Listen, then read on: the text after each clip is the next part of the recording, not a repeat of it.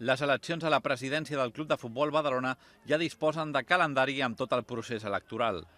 Els punts més destacats seran els següents.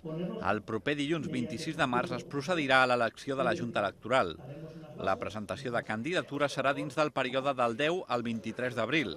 La proclamació de candidats i candidatures es durà a terme el 27 i 28 d'abril i la data de les votacions serà el diumenge 6 de maig, coincidint amb el partit de Lliga de la penúltima jornada entre el Badalona i el Reus Deportiu. Nosotros ya cogimos las riendas de la entidad para cumplir el año que quedaba de mandato.